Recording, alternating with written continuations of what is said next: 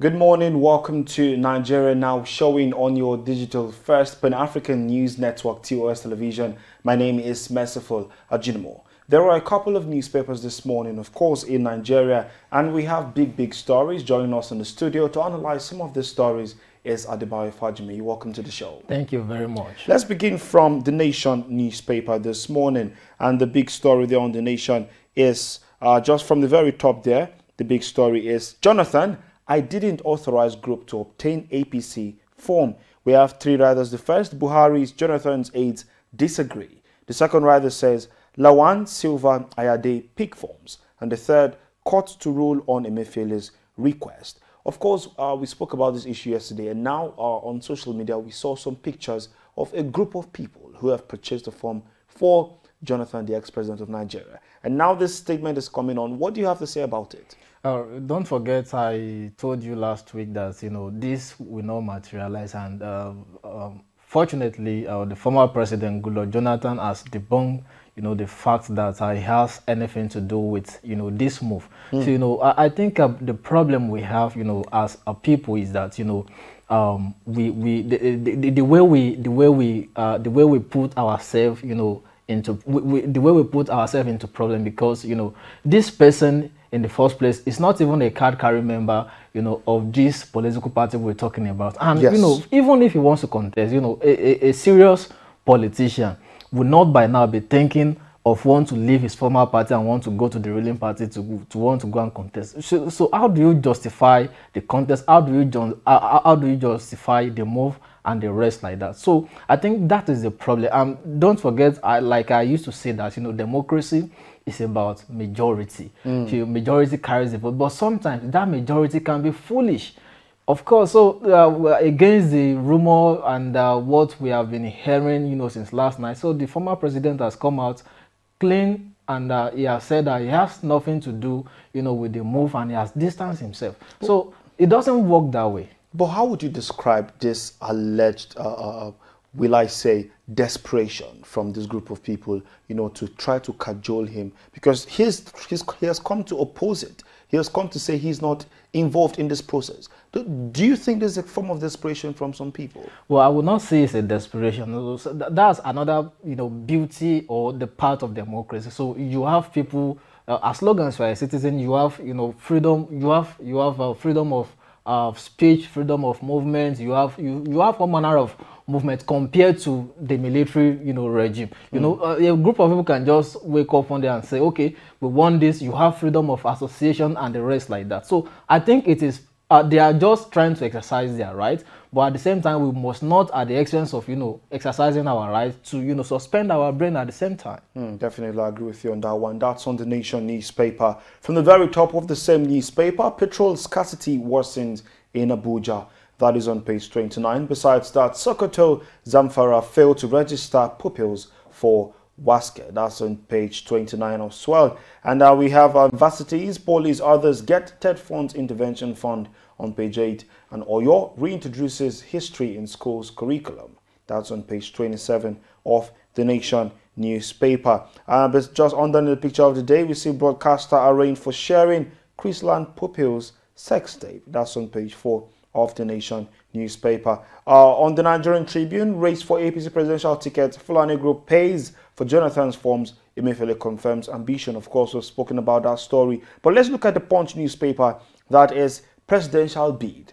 INEC CBN partnership under threat over Emefiele's APC membership. That's on page 2 of the Punch. We have a couple of riders there. Commission to review CBN's role. May move ballot papers from bank's vault. CBN can't be trusted with sensitive materials under Emefiele, says NBA CSOs. And ex-INEC commissioner says, no fear over Apex Bank governorship presidential bid.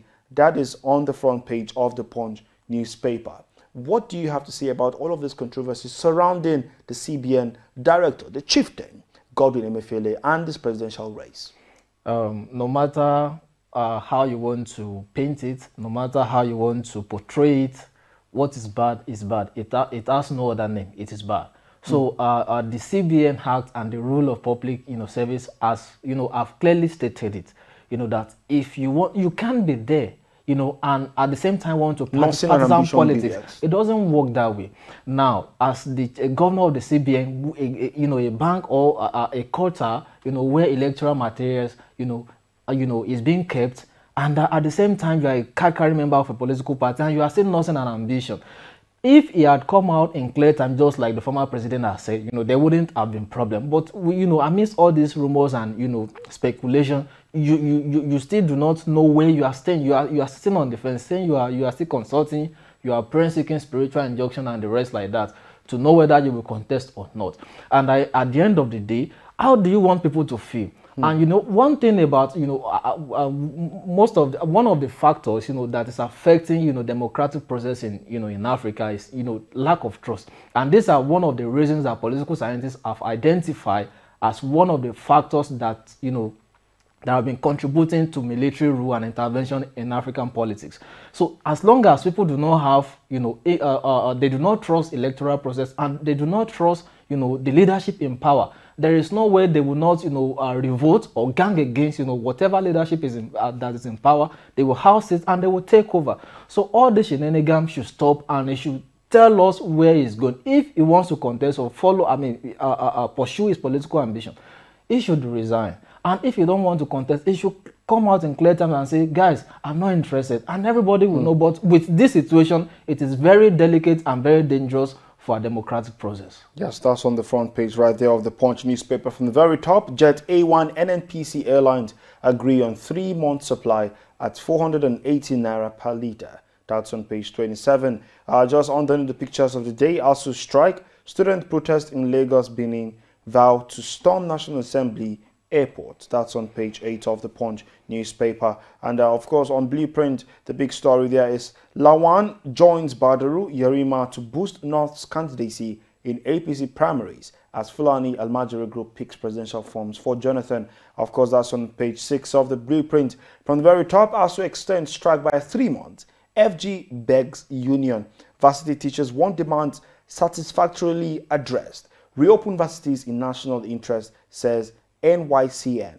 And then underneath the picture of the day, we see 36 levies, taxes hanging on MTN, Glo, Airtel, others coming from Alton on page 24 of the Blueprint newspaper. But talking about ASU, of course, that's on Nigerian Tribune. The lower banner says anger as ASU extends strike by another 3 months. That's on pages 26 and page 27. Federal government says action regrettable. Third fund disburses direct intervention funds. Public universities get 642 million naira each. Poly 396 million naira each, College of Education 447 million naira each, and ASUP to embark on nationwide strike tomorrow. Now, we've been talking about this issue of strike for a long time now, and we're getting another extension of 3 months. Before you talk about this, don't forget that airline operators were about to go on strike, and that was suspended, right? Now, education, which you have said countless times on this show, is the priority. Government should focus on it because we have the future generation in school right now. How would you say this is affecting you as a Nigerian, and how is it affecting Nigeria as a country? Yeah, I think, you know, if we really want to look at it, number one, as a Nigerian, whatever is going to be my leader, you know, this is one of the factors I'm going to consider, you know, because the entire situation really shows us, you know, these people do not really have the national interest at heart. How many among these people, how many of them have been talking, you know, engaging, you know, stakeholders in this sector, you know, about, you know, the menace we're talking about, this ASU strike, you know, of a thing. Now, how does it affect us as a nation or as an individual? Now, you have a young people, you know, who should be in the university to be learning, and, you know, because of, you know, a man-made problem, you know, such a fellow or such people, you know, could not be in the classroom. And, you know, when you are idle, when you don't have anything you are doing, you know, you are susceptible, you know, to all manner of things, to all manner of atrocities. You can be coerced, you can be, you know, forced, you can be triggered by whatever situation or unforeseen circumstances to be where you are not supposed to be. And when that's happen, it can, you know, jeopardize your vision. It can do anything. It can mar your future because just one mistake like this, you know, can destroy an entire future. But when somebody is supposed to be where it's supposed to be at the right time, of course, you know that you are on the path, on the, you know, or on the right path, you know, to your future. And if people cannot go to school and the course you are supposed to study for 4 years, you know, you are using 5 years, 6 years to do it, you know, it's tantamount to nothing. And how can we even be productive at that? We see government officials, especially you see all these governors and the rest like that, they call you to a meeting, you know, they fix 12 p.m. and they will not show up, sometimes 3 p.m., 4 p.m., sometimes 6 p.m. So we cannot be productive in this way as long as we engage or we continue in this path. I think what is good for us as a nation is, you know, for people to, number one, to identify, you know, who is a leader, you know, by, you know, the courage and the persona, you know, the kind of responses, you know, government, our political leaders are giving to critical and silent situations like this, because without education, there is no way we can move forward as a nation. And if you do not give education, good and quality education to people, how are they going to know how to take care of themselves? And I think, you know, all these political leaders are leveraging this to ensure that, you know, they keep people to the stake, to tie them down so that they don't know how to reason. They will not be able to differentiate from, you know, left and right. And like somebody once said that, you know, there are three factors that politicians are using, you know, to enslave Nigerians. Number one is culture, two, religion, and the third is education. That's a strong one right there. And of course, that story is on that newspaper, Nigerian Tribune, talking about ASU strike. On business day, the big story is Nigeria's top banker, Emefiele, in eye of the storm. You can also stay updated on our website, www.tostvnetwork.com. Our social media handle on Facebook, Instagram, and Twitter is one. It's at TOSTV Network. Don't forget to stay updated and stay engaged so you do not miss out on happenings in Nigeria, across Africa, and across the globe. Thank you, Jeff, for joining us today. Adebayo Fajimi, it's been wonderful. It's a pleasure to be here. And thank you, viewers, who come your way again tomorrow at the same time. My name is Merciful Ajimo. Have a wonderful day. See you tomorrow.